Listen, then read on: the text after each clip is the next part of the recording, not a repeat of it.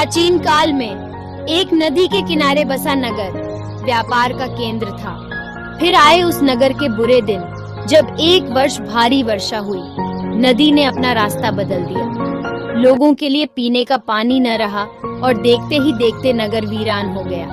अब वह जगह केवल चूहों के लायक रह गई। चारों ओर चूहे ही चूहे नजर आने लगे। चूहों का पूरा साम्राज्य ही स्थापित हो गया। चूहों के उस साम्राज्य का राजा बना मूसकराज चूहा। चूहों का भाग्य देखो, उनके बसने के बाद नगर के बाहर सेक पानी का स्रोत फूट पड़ा और वह एक बड़ा जलाशय बन गया। नगर से कुछ ही दूर एक घना जंगल था। जंगल में अनगिनत हाथी रहते थे। उनका राजा गजराज नामक एक विशाल हाथी था। उस जंगल क्षेत्र में भयानक सूखा पड़ा।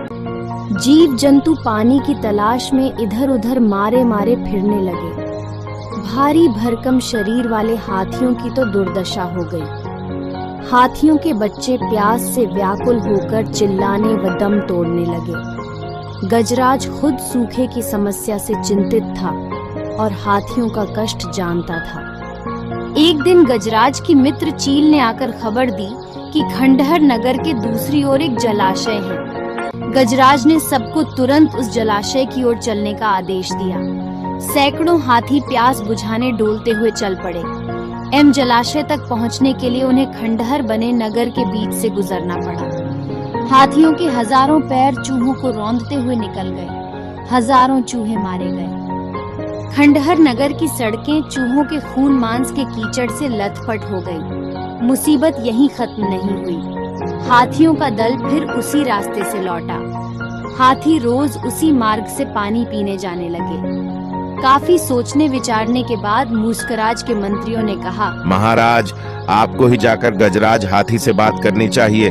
वह बहुत दयालु हाथी है, आपकी बात समझ जाएंगे। मूसकराज हाथियों के वन गया।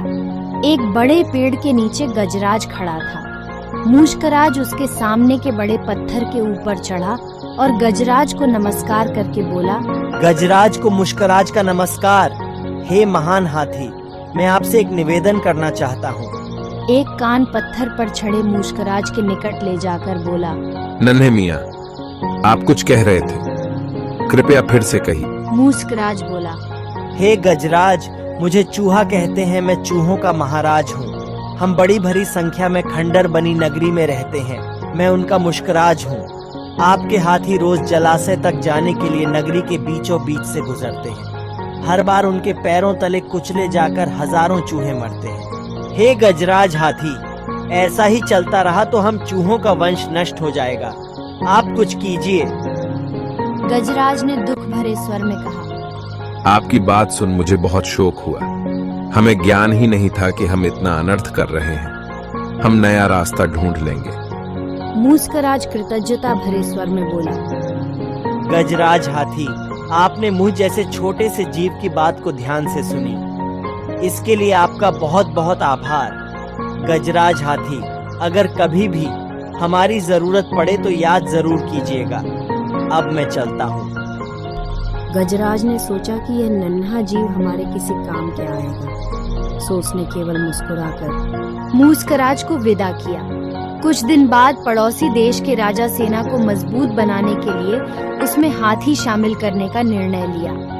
राजा के लोग हाथी पकड़ने आए। जंगल में आकर वे चुपचाप कई प्रकार के जाल बिछाकर चले जाते हैं। सैकड़ों हाथी पकड़ लिए गए। एक रात हाथियों के पकड़े जाने से चिंतित गजराज जंगल में घूम रहे थे कि उनका पैर सूखी पत्तियों के नीचे छल से दबाकर रखे रस्सी के फंदे में फंस जाता है। जैसे ही गजराज ने पैर आगे बढ़ाया, रस्सा कस गया। रस्से का दूसरा सिरा एक पेड़ के मोटे तने से मजबूती से बंधा था। गजराज चिंघाड़ने लगा। उसने अपने सेवकों को पुकारा, लेकिन कोई नहीं आया। कौन फंदे में फंसे हाथी के निकट आएगा?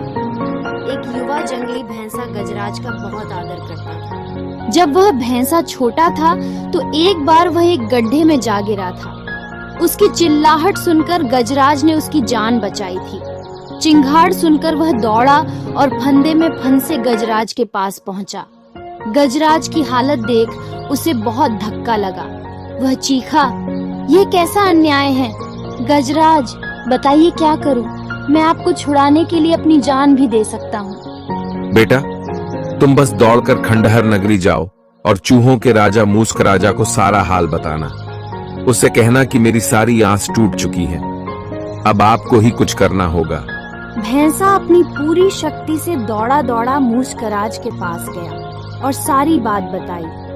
मूस्कराज तुरंत अपने 20-30 सैनिकों के साथ भैंसे की पीठ पर बैठा और वो शीघ्र ही गजराज के पास पहुंचे। चूहे भैंसे की पीठ पर से कूदकर फंदे की रस्सी कुतरने लगे। कुछ ही देर में फंदे की रस्सी कट गई, वह गजराज आजाद हो गए। सीख: आपसी सद्भाव व प्रेम सदा एक दूसरे के कष्टों को हर लेते हैं।